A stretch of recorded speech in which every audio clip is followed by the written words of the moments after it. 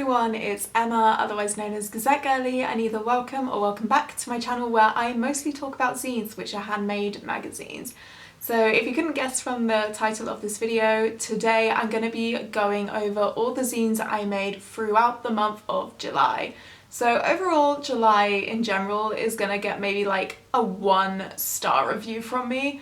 It's not been a great month, but despite all this, I have still been zine making. I've been really nurturing my creativity as a way to just try and survive what life has been throwing at me currently.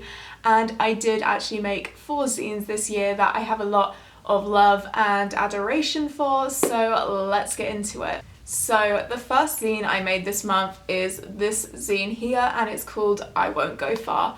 Over this month my depression has been extremely high, and just a bit of a trigger warning, I'm going to be talking a bit about mental health, including suicidal ideation, so if that's a bit intense for you to listen to or a bit triggering, please go ahead and skip to the next zine's timestamp, which will be in the description down below. So I Won't Go Far is a zine that I made whilst I was in a very depressive episode, and it was kind of me just documenting and using zine making to really process the low emotions I was feeling. So for example, on this page it's kind of like a postcard, but it says a long day, and then this image of a bed that is actually from the label of some bed sheets I got, and I wrote "Don't make me leave," and there was this kind of eerie looking lamppost image, and it says "only safe here," and this is kind of the idea that when you're quite depressed, I know for me personally, I find it really hard to get out of bed to do anything. It's kind of like my bed is my only safe space. And then the next page kind of explores this idea of just wanting to be returned back into the ground, and it says, "How do I fade into the earth?" The idea that belonging and existing is just too much, and just returning back into nature, feeling more grounded with that idea rather than feeling grounded in what your current reality is. So that page explores that, and I definitely used a lot more earthy tones for that. And in general, when I was making the zine, I noticed it's even though it's still quite collagey, which is quite a stylistic choice that I usually tend to go for, colour palette wise it's very different than what I usually use. And the next page, it just says "nothing on the inside," and it's this idea of this chronic emptiness taking over and just feeling a bit jumbled up. And then the emptiness kind of continues, because here it says "it's all empty," and I found this really gorgeous picture of Saturn. And even though it's Saturn rising, as I'm 27, I feel like I'm at that age where my Saturn return is coming, and I know that can be a very intense time for a lot of people as well, so that kind of explores that.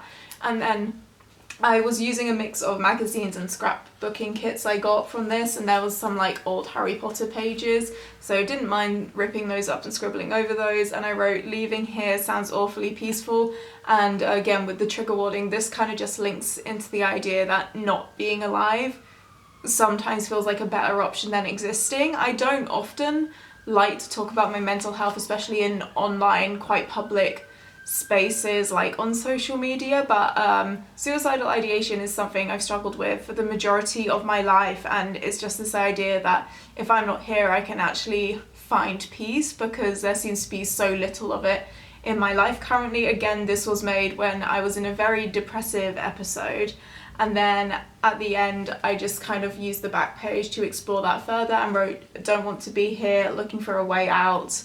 And it was just a bit of a messy kind of dark zine, but I definitely needed to make this. It really helped me get all the emotions and turmoil I was feeling inside myself and just onto a page. Even just the act of cutting and pasting is incredibly therapeutic, which is why I love analog zine making like this so much. So yeah, this is the first zine I made in July, and it's probably one of the more sadder, more personal zines I've made as well. But again, I really needed to make it at the time, and this was very much just going in, just wanting to cut and paste and just make a zine. I didn't really know what direction this was going to take, but this is just the final outcome. And I think zines are amazing if you're struggling with any kind of health issues, just to document your thoughts and feelings around that as well. They are just personal archives of what's going on in your life currently, especially if you're making more per zines.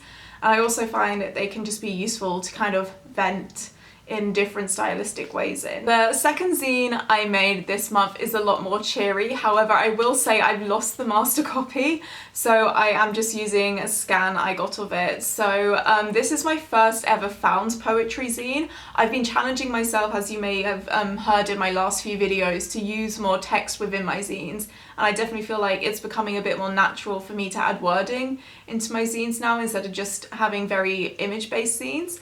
And I've wanted to do found poetry for a while, so that's when you either have like a page from a book and kind of like black out parts of the page until you kind of get like a string of words that form a poem, or you can kind of go in, look at magazine articles and cut out different words and form your own poetry from the words you've chosen to cut out. So I went with the second option, and I had some really old Vogue issues like kicking about, and I was like, I might as well get some use from these. So yeah, this is a found poetry zine, and it's done in a very collage, very colourful style. I'm really into watercolours at the moment too, so the first thing I did was paint all the backgrounds on, and then whilst that was drying I went into the Vogue magazine to cut up all the words I wanted to use and started like forming my poetry.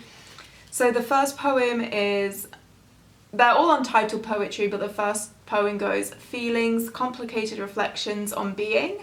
The second poem says, flowers on hand, summer spells, wave goodbye, deep dive into the cold. And then for the last few pages in this zine, they're kind of like poems that go across 2 pages just because the text I was using was quite big. So the third poem in here says, an instant of discomfort lies within, loss and grief as is the way. And then the fourth poem says, a charmed life, precious moments, as we emerge into a new world, joyful phenomena re-emerged.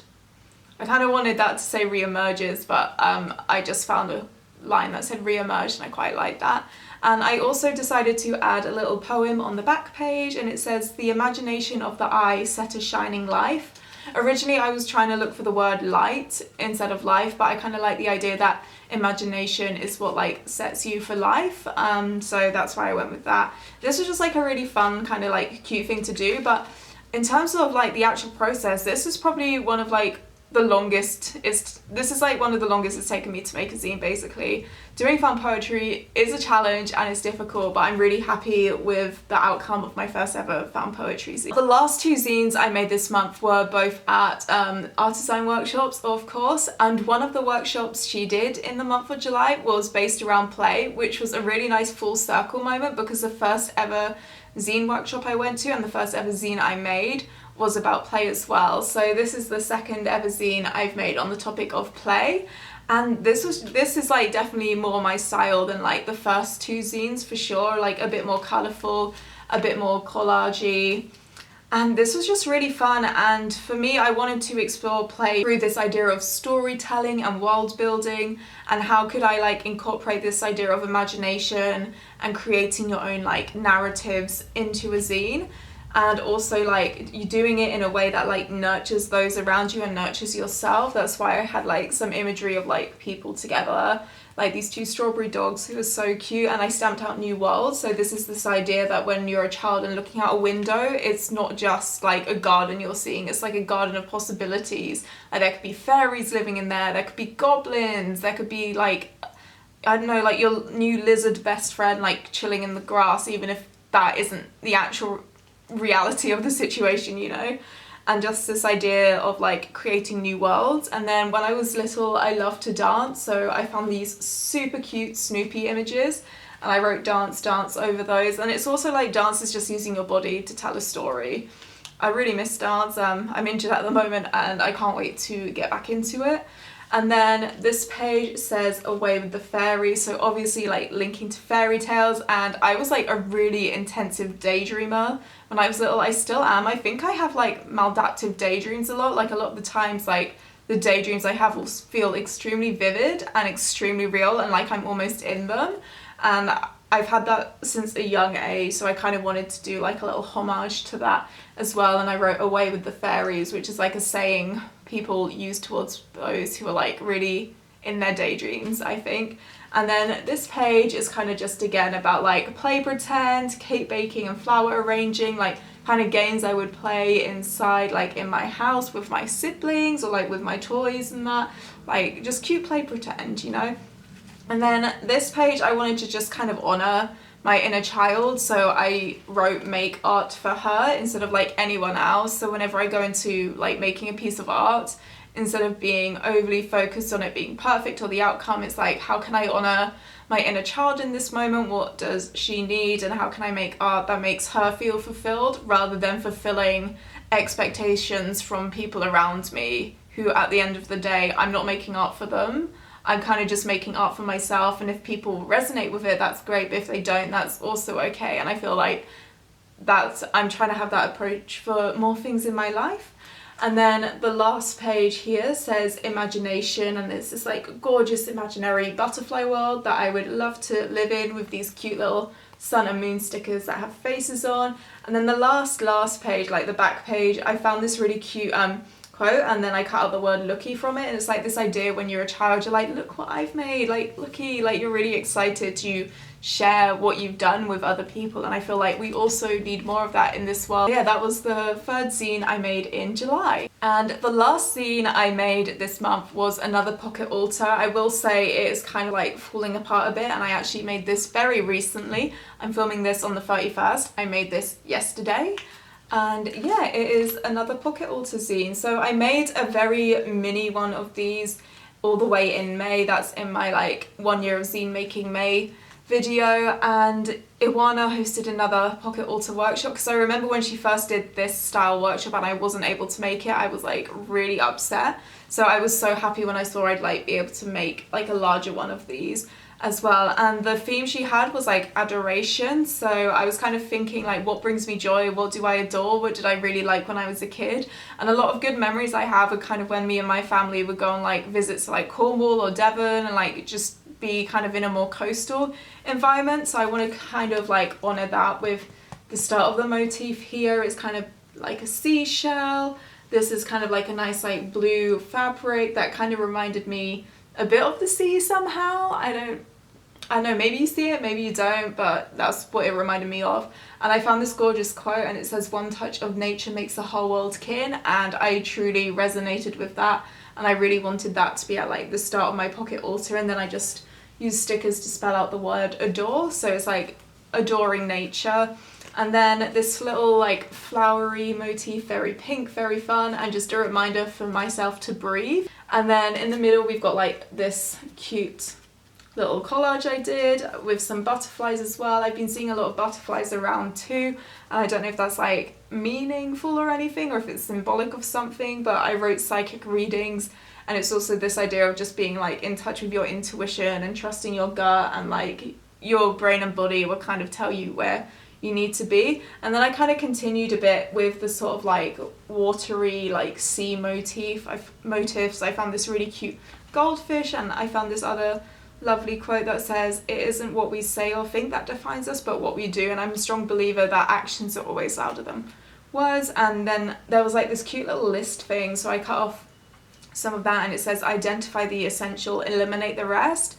And I really like the idea of just like getting rid of what doesn't serve you, and I wanted that in my pocket altar because this feels like quite sacred as well, so I wanted things that felt very personal to me. And then this is the back of my pocket altar. Some of the ribbons and stuff are falling off. I'm not too keen on this side, but I will say I was really happy when I found this big old Capricorn imagery in a collage cutout book. I'm a Capricorn sun, and my Saturn's also in Capricorn. Then Libra moon and Scorpio rising if you're interested. And yeah, again, like linking it with the water theme, even though Capricorn is an earth sign, it's still kind of like a fish goat, you know. I still feel like there's some element of water within Capricorn, even though it is an earth sign.